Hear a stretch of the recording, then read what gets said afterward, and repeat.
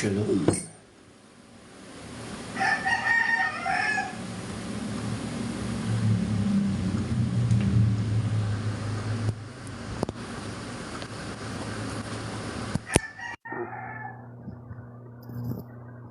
Shalom Alaikum mga kapatid. Isang pinagpalang araw po ng Sabado.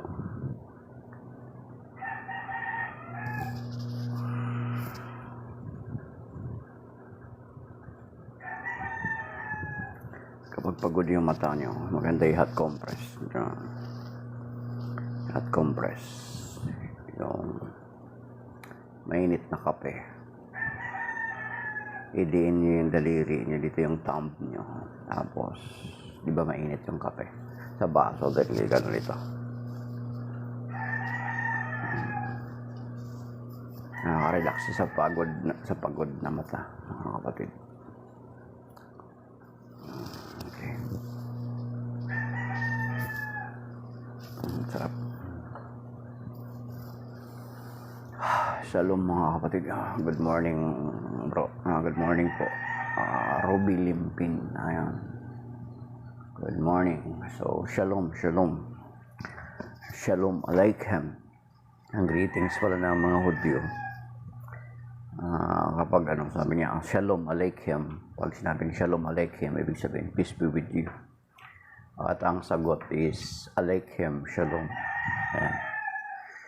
Ang background ko pala is ang altar ng Sacred Heart of Jesus Parish ng Tayuman, Binangonan. Yan. Kapag nakakapunta ako ng isang parokya, nagpipicture ako kasi pagdating na araw, ito ginagawa ng ating background para at least maganda pa. So yan yung altar ng Sacred Heart of Jesus Parish ng Tayuman. Good morning, Doc. Good morning, Doc. Doktor ba? Raymore. Hindi, sinishare ko lang kasi yung nga, nakaka-relax. Try nyo. Di ba habang nagkakape, kagigising nyo lang, pagod yung mata nyo. Idiin nyo yung thumb nyo dito sa kape. Di ba mainit yung baso? Tapos, igalan to. Tapos, uli kaya kapag sa maghapon, di ba parang may mga clouds na yung kanang nakikita. Ang ginagawa ko naman para mag-hot compress ng mata is ginaganon ko yung daliri ko. Tapos gaganunin ko. Yung kapag yung parang nakakita ka rin ng mga clouds kasi pagod yung mata mo. Meron po yung ginagawa ko para mainit yung mag-hot compress yung daliri ko, tapos igaganon ko. Pero pag ganitong umaga, idiin mo siya dito sa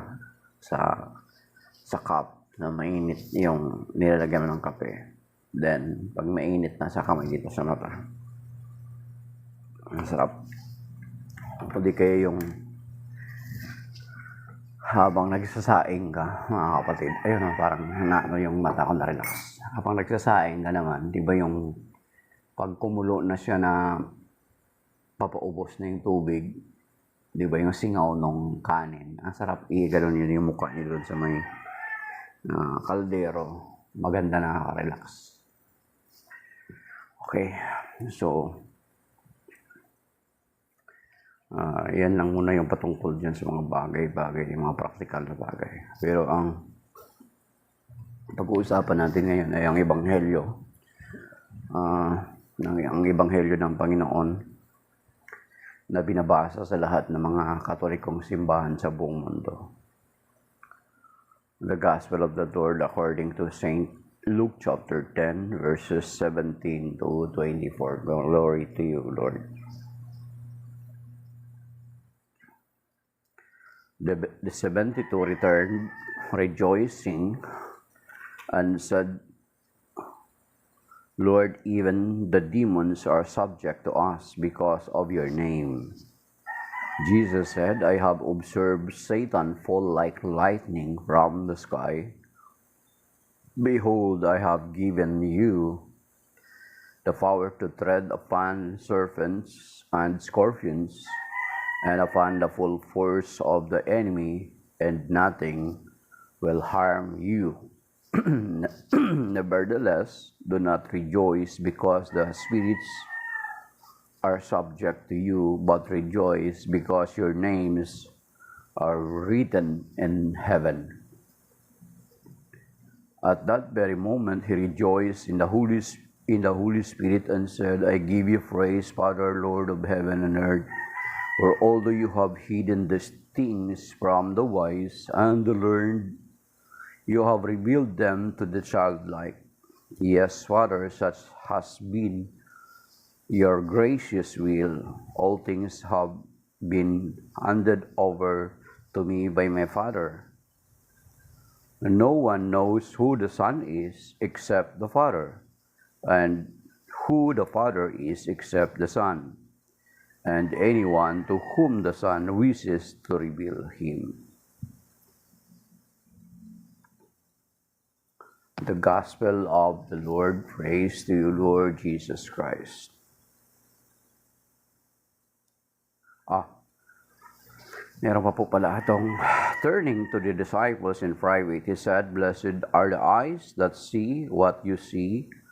For I say to you, many prophets and kings desired to see what you see, but did not see it, and to hear what you hear, but did not hear it.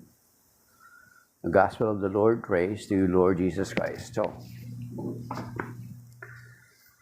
makikita natin, good morning po, and God bless sa lahat ng dagtap ng screen. Maging yung mga dumadaan lang sa atin.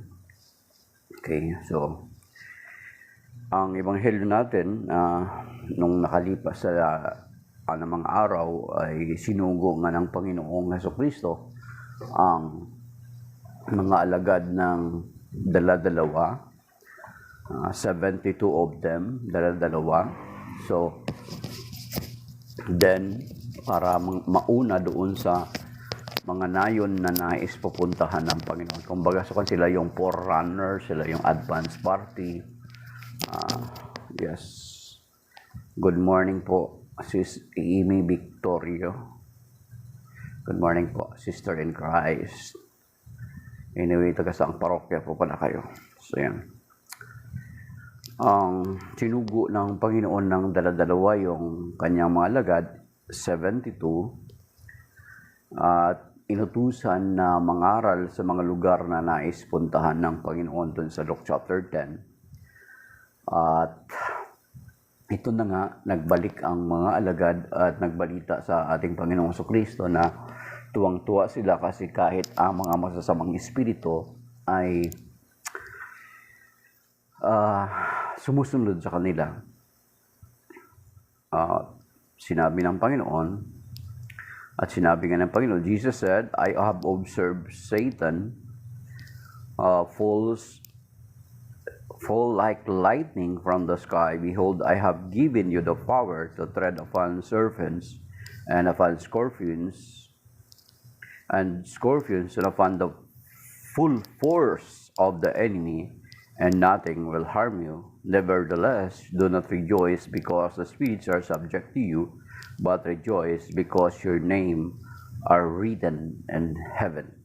So, ang mga alagad, itong mga kausap ng Panginoon, sinasabi niya na binigyan niya sila ng kapangyarihan para magpalayas ng demonyo. At yun nga ang nangyari, na tuwang-tuwa sila sa kanilang pagbalik sa Panginoon, ay nagbalita sila na kahit ang mga masasamang espiritu ay subject sa kanila. Tayo rin na mga ordinaryong mga Kristiyano, na mga Katoliko, tayo rin ay may otoridad at may authority patungkol sa masamang espiritu, especially kung namumuhay tayo sa estado ng grasya ng Diyos. We are in the state of grace. We are not living in the state of sin. Kasi sinasabi naman yan doon sa Mark chapter 16 verses 16 to the following verses, mga kapatid. Sinasabi dito, okay, so Mark 16 verses 16, sabi dito,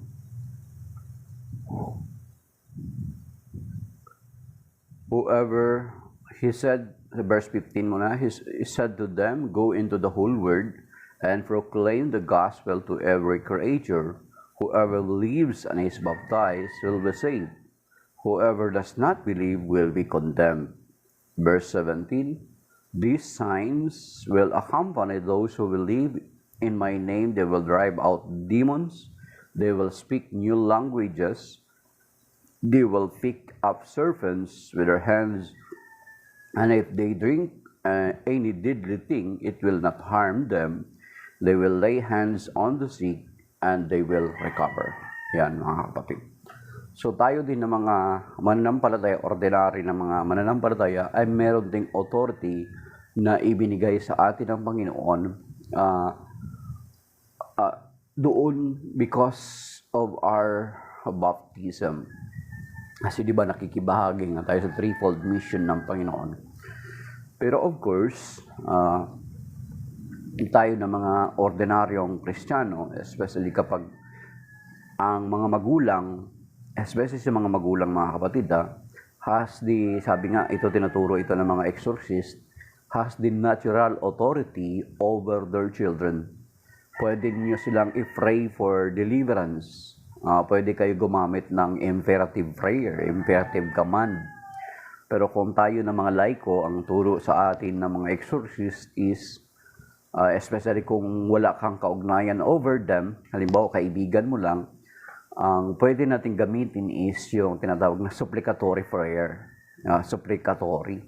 Yung parang isinasamo namin, Lord, we pray to rebuke this evil spirit, to depart to this person right now in Jesus' name. Amen.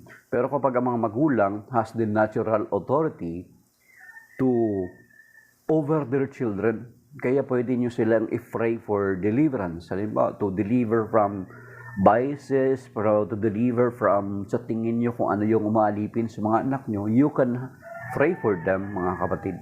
Kasi may natural authority ang mga parents sa kanyang mga anak. Pero,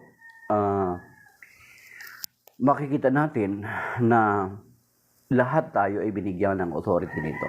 Pero kapag yung tinatawag na sa simbahan natin, meron tayong tinatawag na kapag yung mga kaso of possession or oppression or what we call this is infestation or possession, infestation, at saka may isa pa na kapatid, na sa tingin natin na it is parang hindi na beyond na doon na kasi mga pamilya, ang mga magulang ng we have to consult na, ilapit na natin sila sa mga exorcist kasi meron po tayong mga exorcist na itinatalaga ang obispo sa bawat mga dioceses, mga kapatid.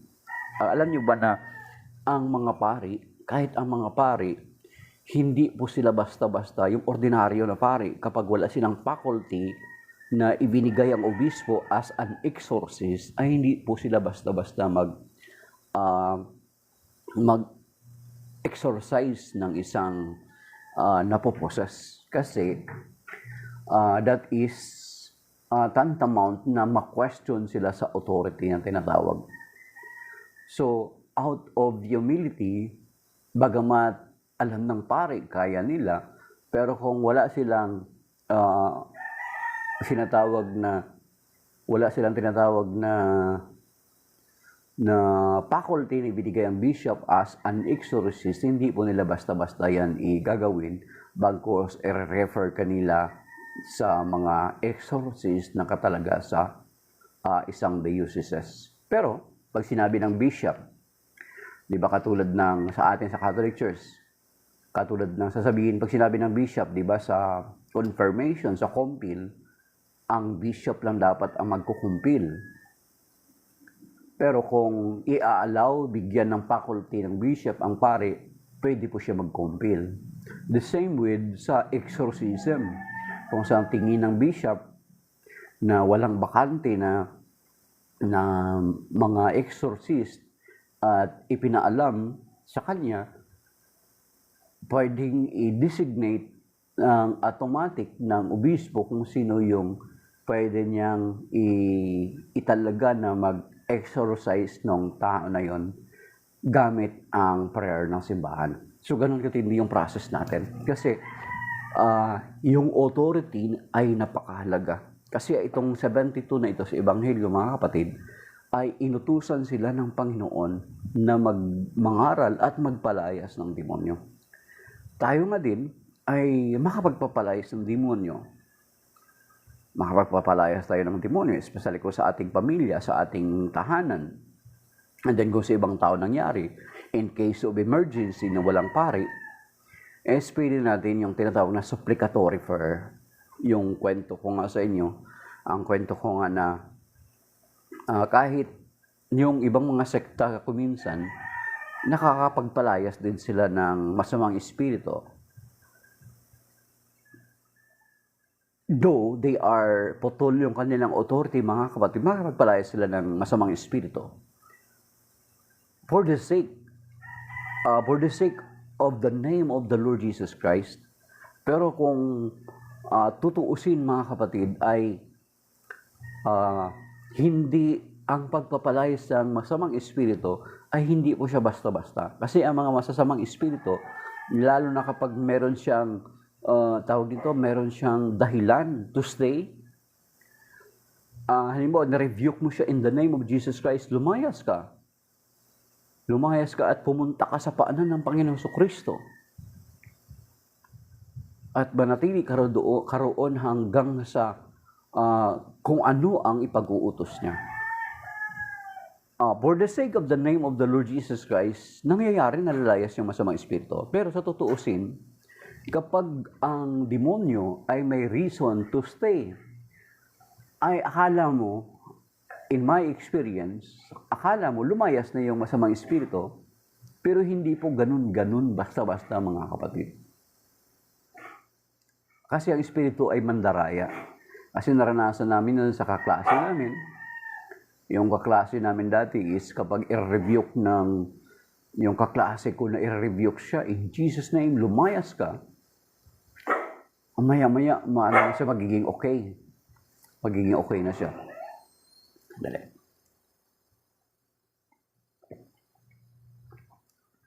So magiging kalmado na yung namin, magiging kalmado na kami.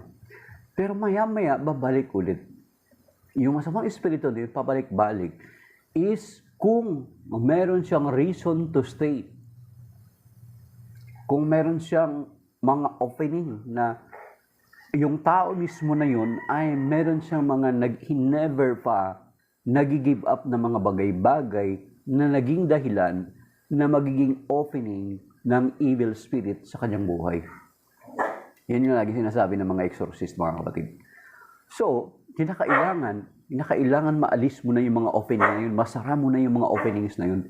Kaya nga, ang mga exorcist, mga kapatid, alam nyo ba na hindi po sila basta-basta nagpapalayas lang ng masamang espiritu. Sila po ay nag-iimbestiga muna, nagtatanong sa pasyente kung ano yung reason, yung mga possible reason, bakit na-possess ang taong yun. So, hindi po tayo, ang Catholic Church, tayo sa Catholic Church, hindi po tayo, ang mga exorcists natin, hindi po basta-basta sila stop chimboy. Hindi po sila basta-basta palayas lang ng palayas. Lalo na sa US, mga kapatid.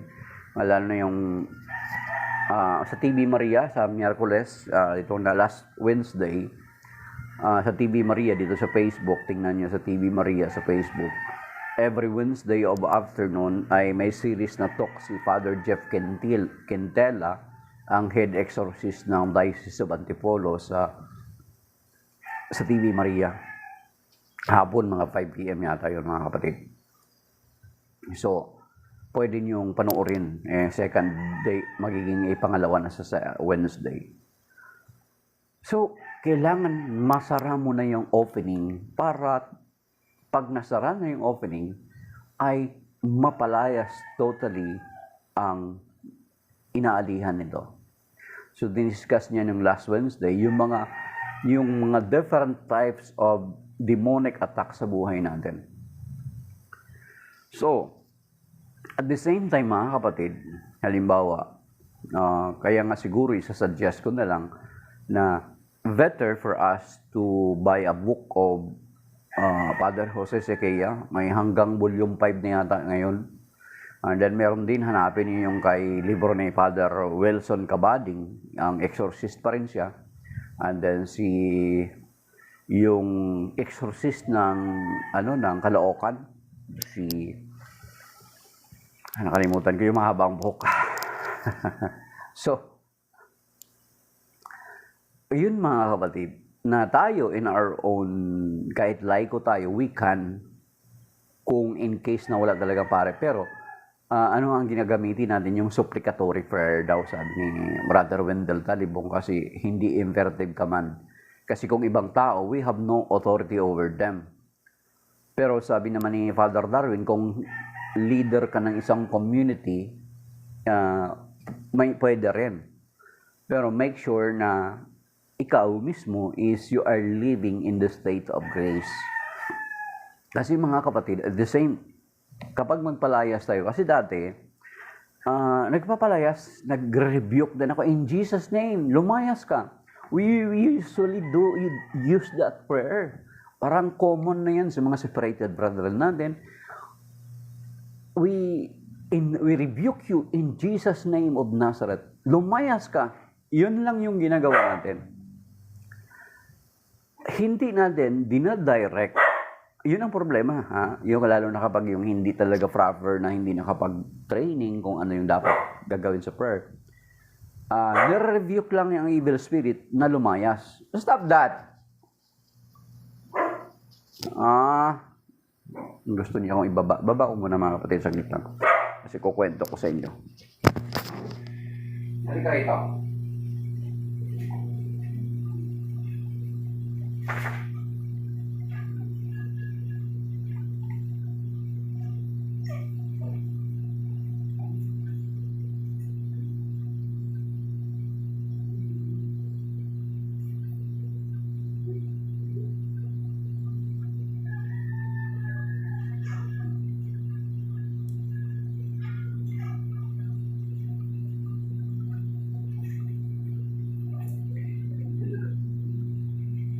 Stop.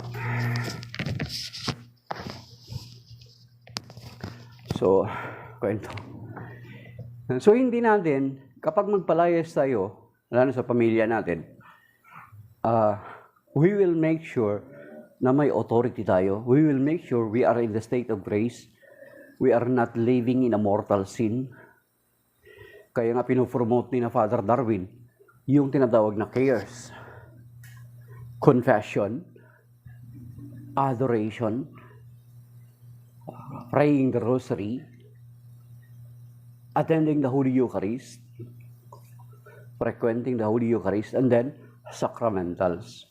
Yung mga sacramentals, like for example, rosaries, Saint Benedict Medal, holy water, exorcise salt,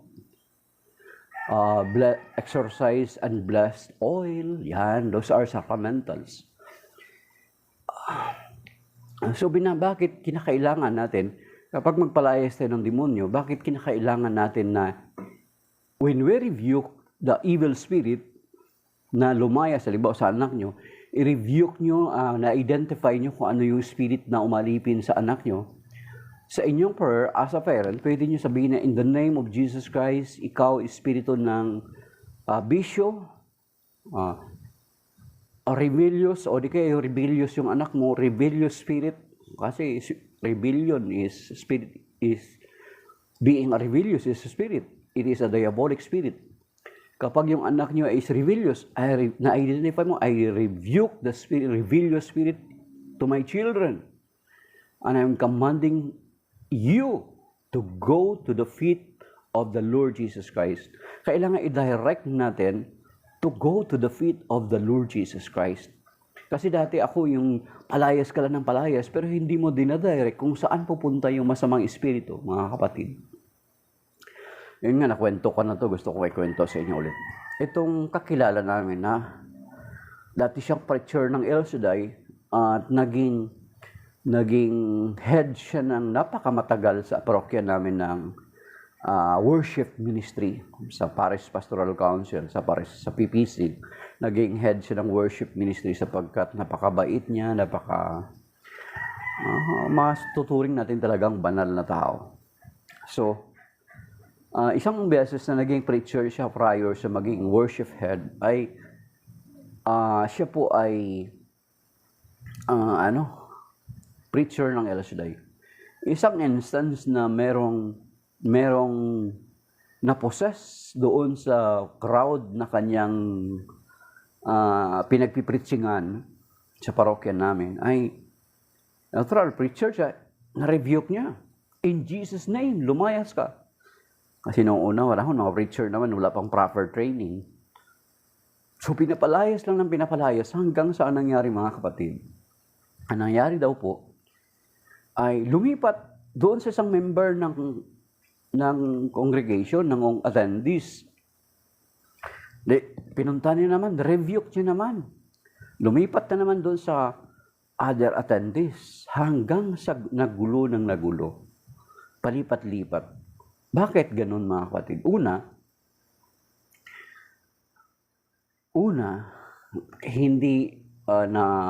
hindi nag-pray yung prayer of protection.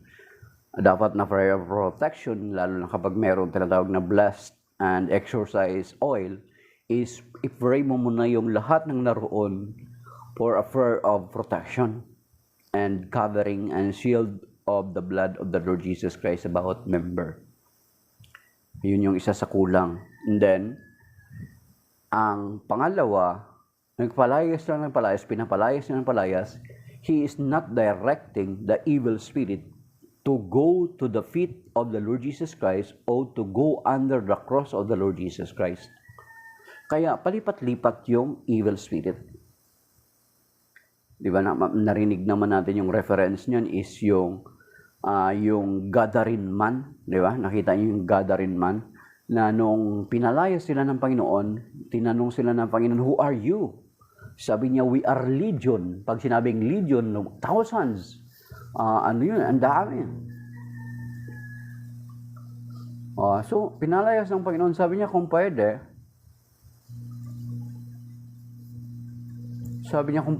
ay ikuan mo kami palayasin mo kami sa mga baboy. Doon sila pumunta sa mga baboy, mga kapatid. So, Mark chapter 5 verse 1 to 20 yung event na yon.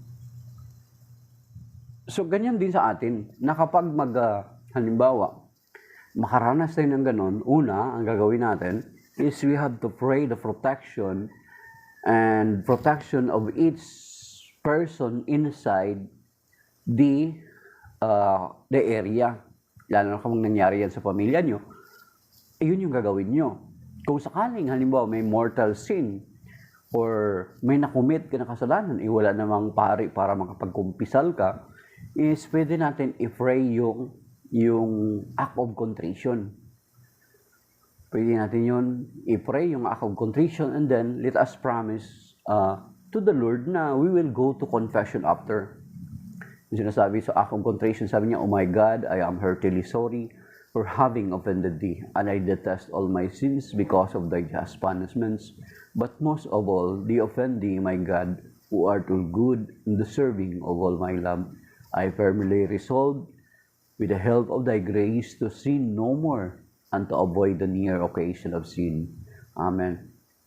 Then, i-pray yung protection ng Panginoon. Then, saka, i-rebuke yung evil spirit na lumayas. Pero, i-direct natin siya, ikaw na masamang espiritu, ay pinapalayas ka namin sa pangalan ng Panginoon Kristo at inuutusan ka namin na pumunta or magpatira pa sa paanan ng Panginoong Hesus Kristo.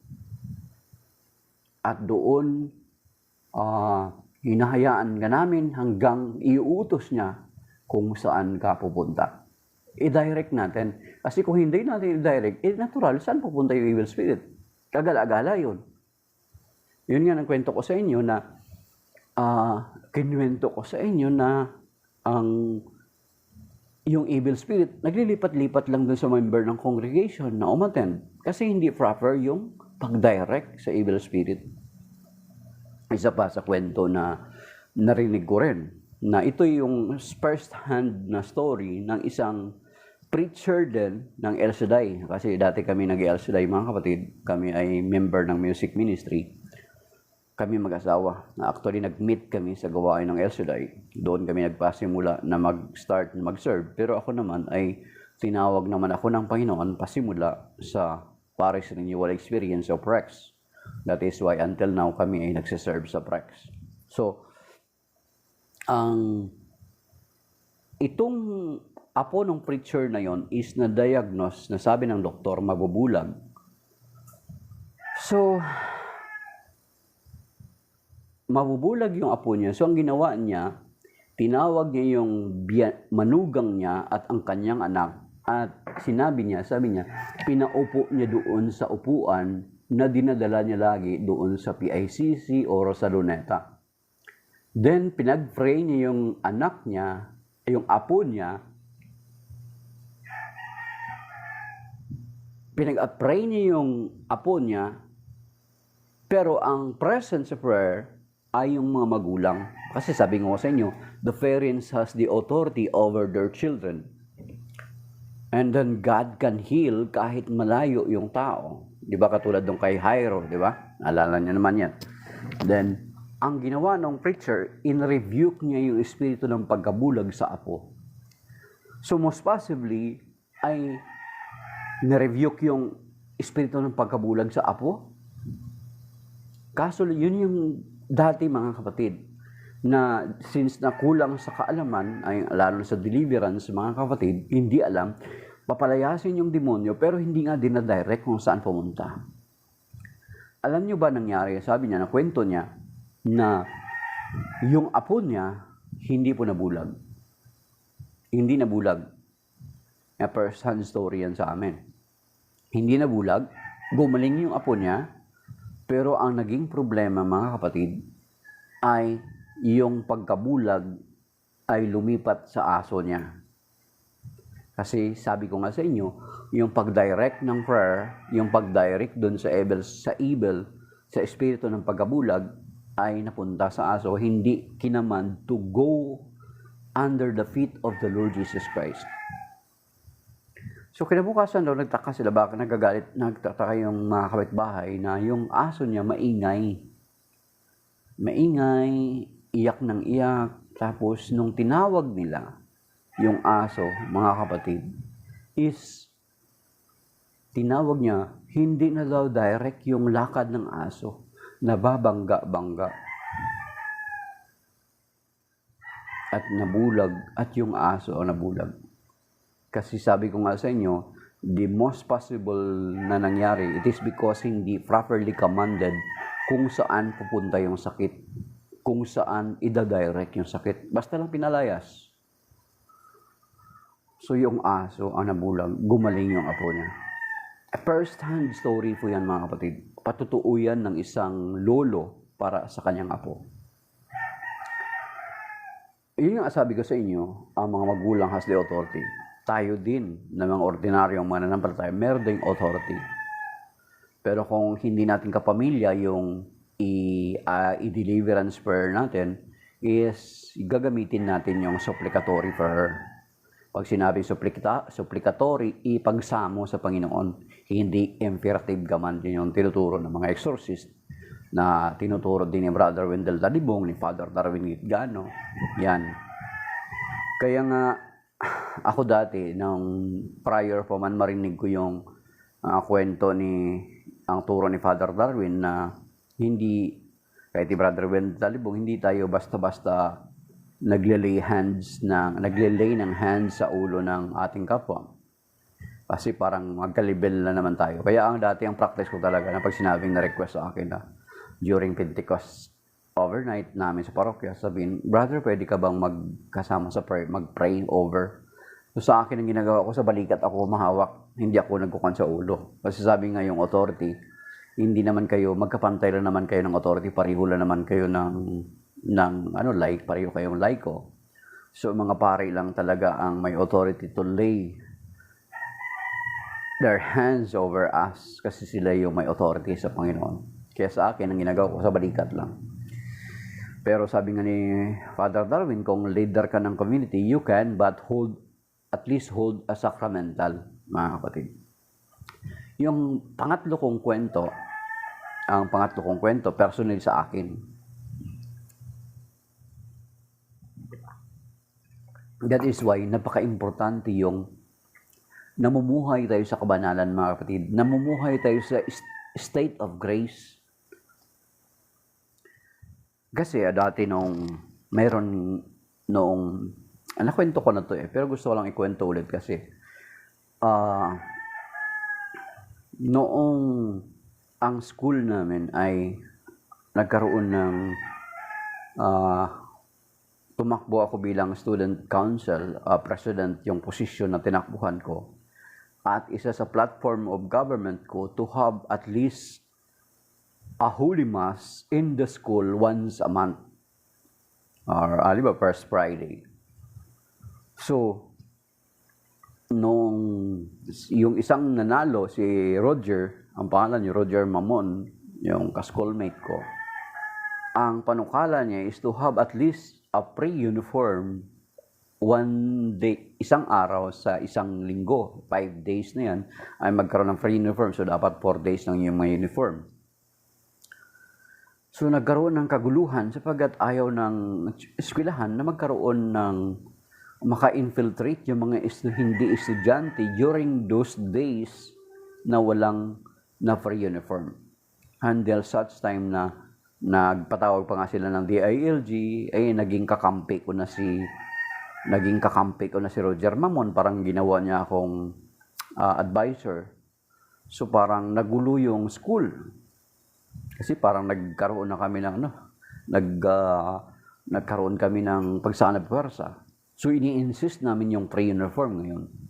So, until such time na nagpatawag po sila ng pari, mga kapatid, at nagkaroon ng banal na misa sa school. So, alam nyo nangyari, during the Holy Mass, during the consecration, mga kapatid, nung itinaas na ng pari ang hostia, sinabi niya, di ba sasabihin sa consecration, after the consecration, tapos sabi niya, behold, the Lamb of God who takes away the sins of the world. Happy are those who are invited to His banquet. Then, di ba sasagot ay, Lord, I'm not worthy that you should enter under my roof, but only say the word, and my soul shall be healed. In that very moment, mga kapatid, ay sabi ang mga evil spirit ay nagsitakbuhan. At lahat ng mga masagi nila ng mga estudyante ay naposes. So more than 20 ka mga estudyante yung naposes. And during those time, mga kapatid, hindi pa naman uso yung Jessica Soho na yun. Marami sa mga estudyante wala ng TV noong panahon na yun. Grabe, mga 20 ka students yung naposes, mga kapatid. At ang isa sa naposes doon ay yung dalawa kong kababayan. Dalawa. Pero may mga, yung naposes na yun, may mga history na tumutugma sa kwento ni Father Darwin. Kasi yun, yung mga naposes na yun, yung isa, apo ng isang manggagamot. Yung isa, ganun din. Kapitbahay ko. Hayaan natin sabihin to, hindi niya naman siguro to panonoorin. Hindi ko na lang bagitin yung pangalan. Bakit ko kinukwento ko to? Kasi may relationship, mga kapatid, na napaka-importante na tayo kinakailangan ay may relationship, proper yung relationship natin sa Panginoon. So magagamit natin yung deliverance sa mga taong kahit hindi natin kamag-anak or kaibigan na natin. Deliverance, supplicatory prayer. Ang ginagawa ko, alam nyo ba na? kinakantahan ko siya kasi naging baptist din ako at the same time dati. Nakwento ko na to eh. Kantahan ko ng yung there is power in the precious blood of the Lamb. Yun, kanta yan sa baptist. There is power, would you be free from the burden of sin? There's power in the blood, fire in the blood. There is power, wonder-working power in the blood of the Lamb. There is power, wonder-working power in the precious blood of the Lamb. Alam niyo, sa tuwing atakihin siya at maposes siya, kinakantahan ko ng ganun, tahimik lang siya. Tahimik lang siya. Kaya later ko lang na-realize, tahimik. Hindi siya mabuti, hindi niya ako sinabihan na, who you? Magkakampi tayo, do not do that to me. Hindi mabuti. Mayroong ganun mga kapatid, papahiyain ka ng demonyo. Kasi, during those times, na bagamat na convert na ako sa Baptist, ay hindi ko, dala-dala ko pa rin yung mga anting-anting ko. Ang dami kong anting-anting mga kapatid, yung parang bandular ng bala ng Armalite, na buong katawan ko is kayang nakapalibot yung mga bote-bote ng mga grapa ng mga anting-anting ko sa katawan. May mga kukwentas, mga kakapal, may mga panyo, akong ano-anong mga Latin-Latin yung alam. Hanggang ngayon, alam ko pa rin, pero hindi ko never ko na basta-basta, kasi baka. So, mabuti, hindi ako sinabihan, who you? Huwag mong magkakampi tayo. Isa pala yun sa reason, mga kapatid. Kaya, yung demonyo, hindi natin mapapalayas-layas sa buhay natin kasi meron siyang ground, meron siyang napanghahawakan. Meron siyang reason to stay. Kaya nga, yun yung ginagawa ng mga exorcist na tinatawag na nag-i-investigate muna sila bago sila mag-exorcise, bago sila mag-deliverance. Ano yung reason behind? Ano yung mga openings? Bakit na-possess or hinaharas ka ng demonyo? Bakit yung bahay mo, may mga nararamdaman ka na kakaiba sa bahay mo? So, iimbestigahan ng mga pari yun, ng mga exorcist. Ano ba yung reason behind why you are being attacked? Why you are being oppressed? Why you are being infested? So, hindi sila basta-basta na pagdating doon, palayasin natin. No. Iniimbestigahan mo ng mga kapatid. The same with us. Tanungin natin yung sa sarili natin, bakit hindi natin napapalayas yung demonyo mismo sa buhay natin? Bakit hindi natin napapalayas yung demonyo sa mga anak nyo na kung saan meron kayong authority as a parents? Ano ba yung reason? Hindi mo talaga mapalayas yung demonyo kung you are living in sin. Kasi binanggit natin kahapon dun, di ba, sa John chapter 3, na ang nagpapatuloy sa pagkakasala ay lumalayo sa liwanag. Jesus is the light, di ba? John 8:12. So, paano mo ma-expel yung darkness if you are in the darkness? Nasa darkness ka if you continue to live in sin. If you are continuously living in sin. So, you are living in the darkness. How can you expel darkness in your life if you are in the darkness? Basahin niyo sa John chapter 3 sa later part, makikita niyo doon. Binanggit ko rin yan kahapon. So, ganun pala yung nangyari. So, yung kaklase ko, dinala, sabi ni Samantha, haka lang yan, may masabi lang. Kung ayaw mo maniwala, wala namang problema, Samantha. Ganun naman talaga. It's either baka Jehovah ka o di kaya Inc. 1914 or skeptic ka, agnostic ka or what do you call this? Agnostic yun, usually agnostic. So ganun talaga. Yung isa pa, yung kaklase ko dinala doon sa pastor na nabanggit ko na rin ito kahapon, yung Pastor Dumalaog, na yun yung simbahan na inatinan ko dati nung nasa Baptist Church pa ako. And then meron siyang kasamahang bata na pastora, bagong graduate. So pagdating namin doon, dinala yung kaklase ko doon, dinala doon sa kanila. Pagdating ko doon, ay ini-exorcise nila.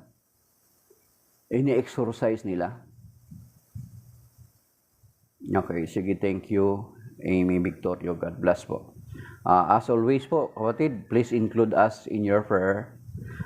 Andaw po kami, mag-ride kami ngayon papuntang Rizal. Pakisuyo, pakisama ako sa prayer mo. Though dadaan din kami mamaya sa katedral namin bago kami mag-ride. So,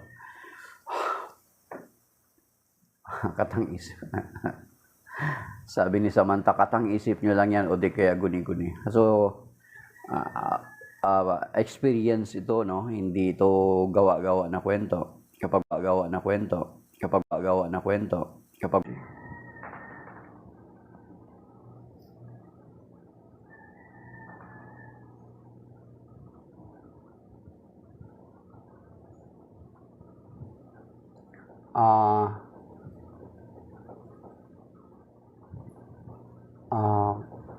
Assist Amy, ano po kami sa PREX, yung ministry namin, kami yung head ng Parish Renewal Experience. Kung tapat, sabi ni Samantha, I'm Catholic but not same sa inyo, gumagawa nyo lang yan. So, alam mo, Samantha, kapag tapat ka na naglilingkod sa Panginoon, di pwede na gumagawa-gawa ka ng kwento para lang may masabi. Because that is diabolic. Ang gawain ng demonyo ay pagsisinungaling. Kapag nagsasabi ka ng hindi totoo, gumagawa-gawa ka lang, that is demonic. Then, ayoko ng ganun, na maging under ka sa stronghold ng demonyo by making stories para lang may masabi. So, kung ginagawa mo yan, is nasa bandage ka ng demonyo, nasa stronghold ka na niya. May authority na siya over you kapag nagsisinungaling ka. Kaya nga nung isang beses na ito katulad nito, biglang pag ganito yung usapan, alam niyo na cut bigla yung broadcast. Isang beses na yung simple lang yung pagkakasala, pero I go to confession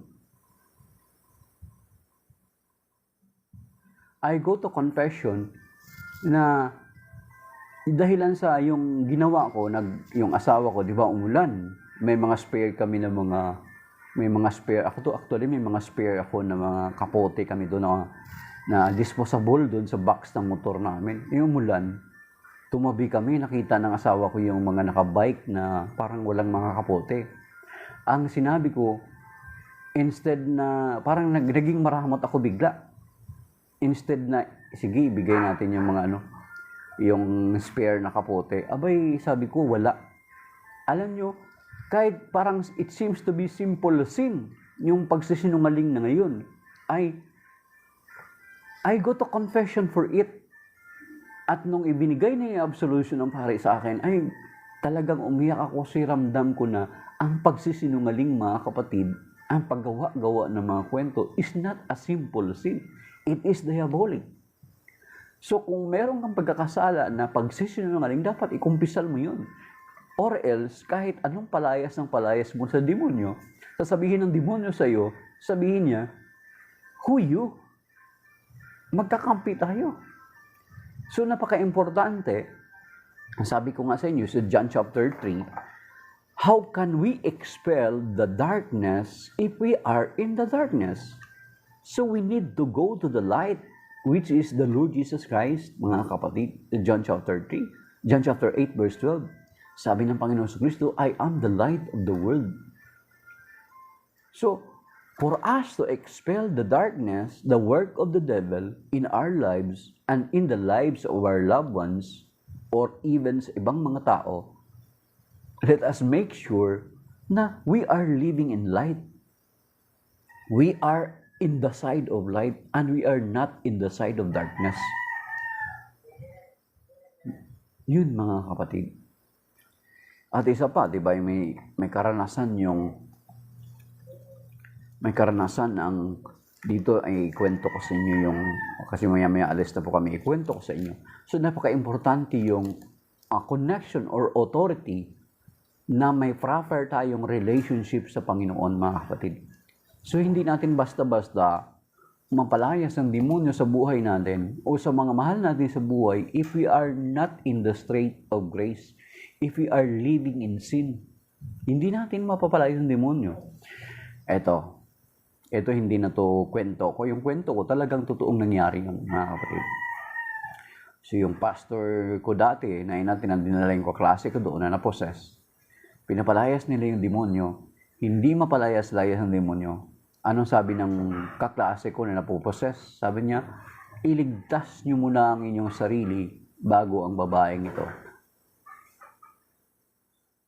Ayun ang sinasabi ng demonyo. Umiiyak yung young pastor na babae.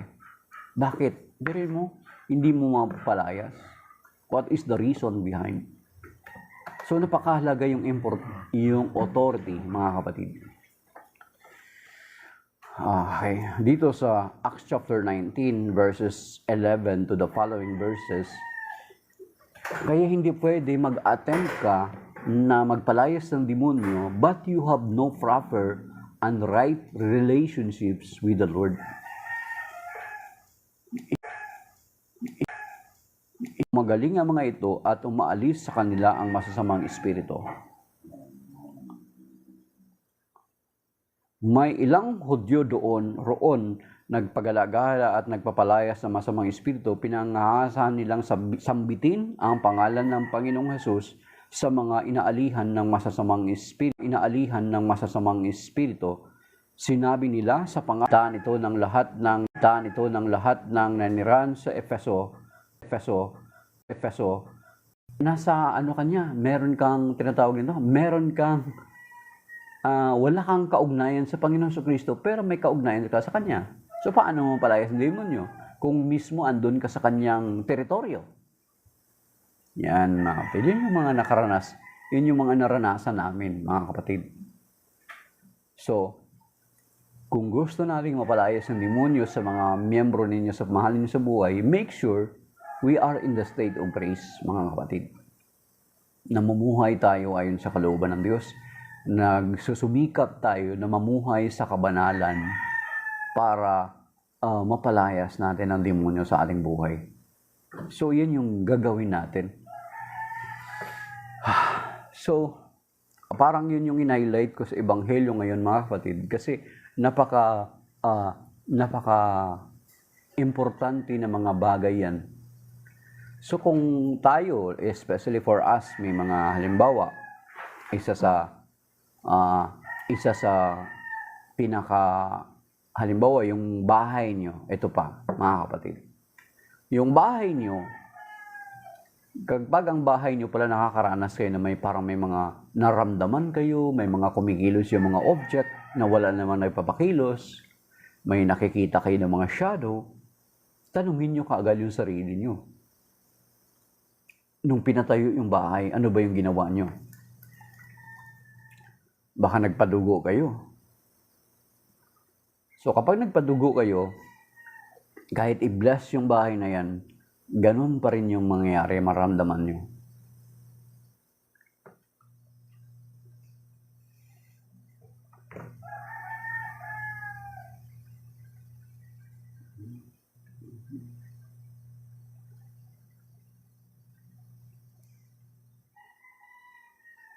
So kahit ipa-bless yung bahay na yun, may mararamdaman pa rin kayo, mga kapatid.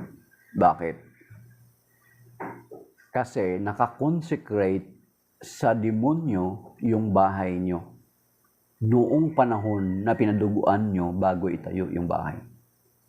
So, ang gagawin, hindi lang basta-basta blessing, dalang kailangan i-renounce yung pagka-consecrate ng bahay na yun sa demonyo. So kapag nagpatulo kayo ng dugo ng hayop bago ipatayo yung bahay nyo, parang itinalagan nyo yung bahay nyo sa demonyo. Kaya may mga mararamdaman kayo. So para ma-stop yun, ay kinakailangan tawagin talaga exorcist doon, then i-confess yung mga pagkakasala doon, then i-renounce yung pagka-consecrate or pagtalaga sa demonyo sa bahay na yun. Kaya hindi basta-basta mapalayas yung demonyo doon, mga kapatid. So yan, mga kapatid.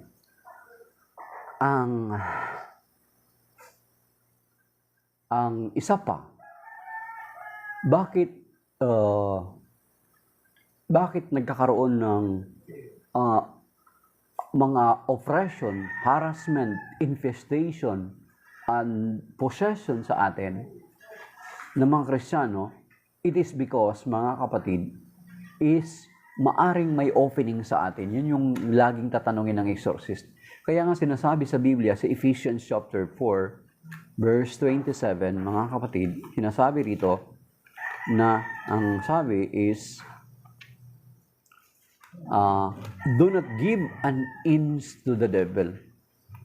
Sa Ephesians chapter 4, verse 27, sabi niya, do not give an inch to the devil. Okay? Ang pagkalagay nga nito ay, do not leave room for the devil. Pero sa ibang salin, inch, room, or space.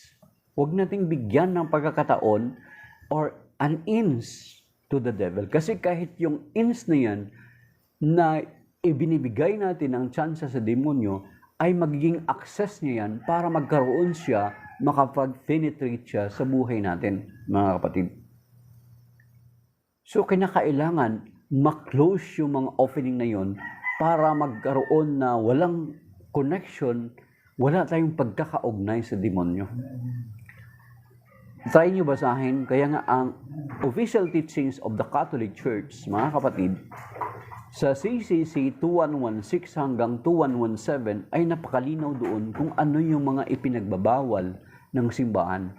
Kapag kinukumit natin yung kung ano yung nakalagay sa Catechism of the Catholic Church 2116, paragraph 2116 at saka 2117, is we are giving an opening to the devil.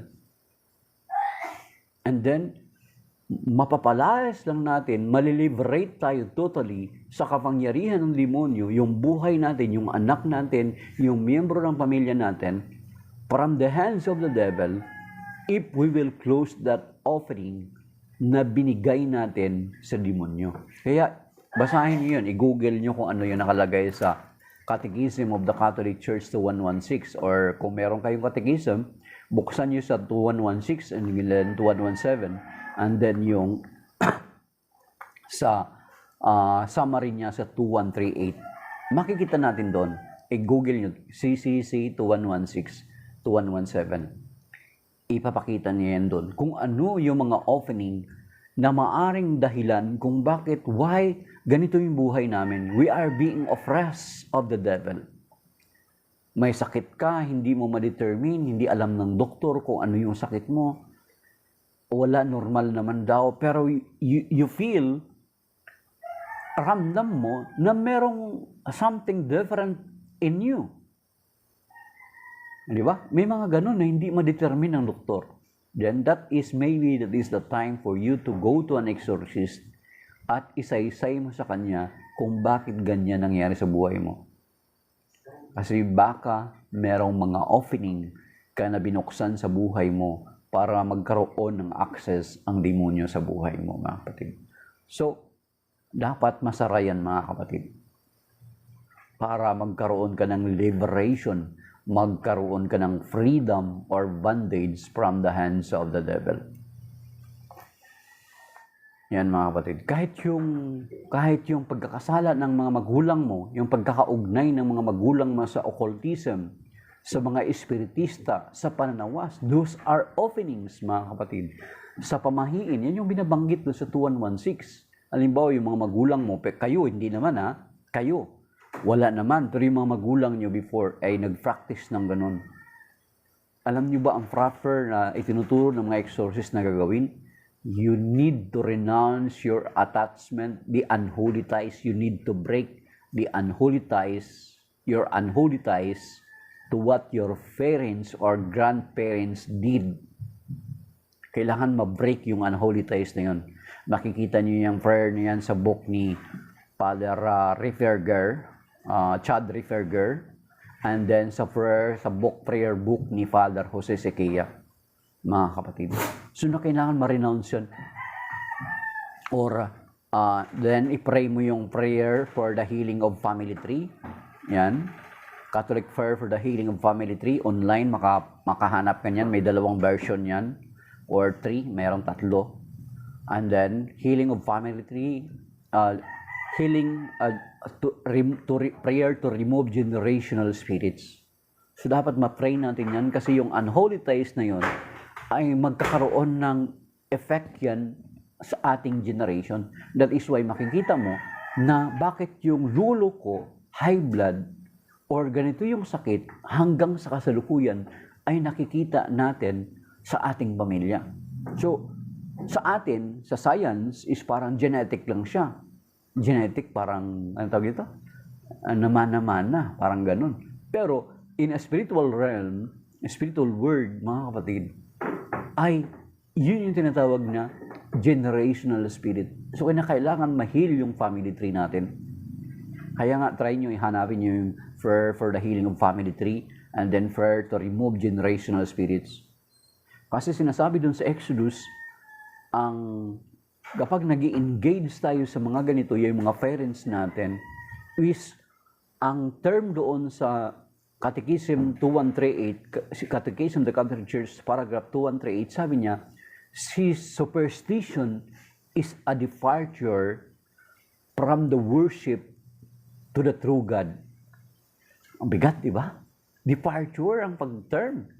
Once we engage in those superstition, we are departing from the worship to the true God.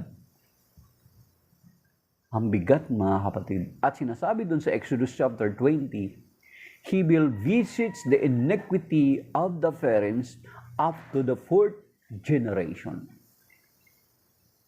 Kasi pagtatanggi natin yan sa Panginoon, pagtatakwil natin yan sa Panginoon.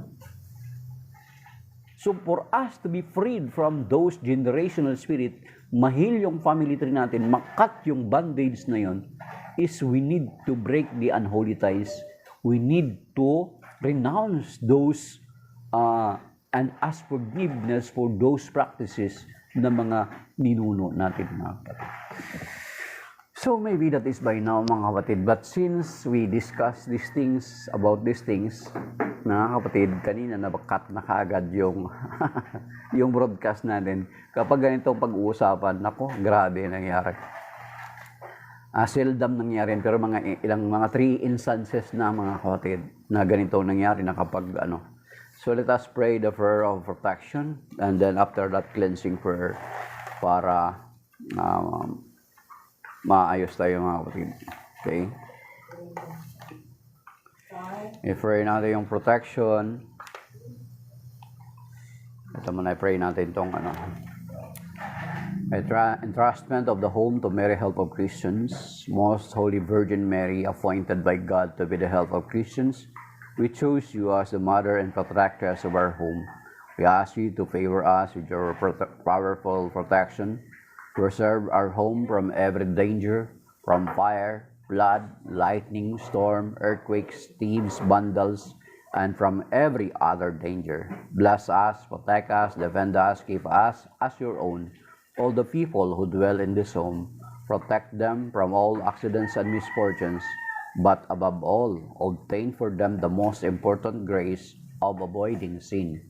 O Mary, help of Christians, pray for all those who live in this home, which is entrusted to you for all time. Amen.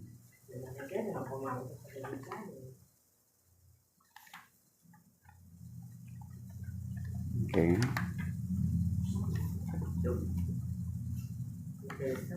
Prayer for protection. Lord Jesus, I ask you to protect my family, mentioned by name, my siblings, my wife, and including all our possessions, including all our pets, from sickness, from all harm, and from accidents. If any of us has been subjected to any curses, hexes, or spells, I declare these curses, hexes, or spells null and void in the name of Jesus Christ. If any evil spirits have been sent against us, I decommission you in the name of Jesus Christ, and I send you to Jesus to deal with as you will.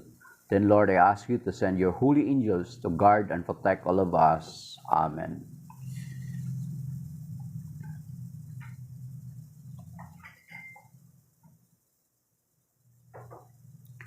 Prayer to Saint Michael for protection. Saint Michael, the Archangel, help us against the evils which threaten the salvation of our souls. Guide us to build up our spiritual life and assist us with the means of obtaining graces, virtues, gifts of the Holy Spirit and the sacraments which keep us in a holy state at all times. Saint Michael, place your sword at our door and at the foot of our bed, in front of our car when we drive, and by our side when we walk, and guard and protect us against all evil and all temptations. Amen. And then prayer for against retaliation.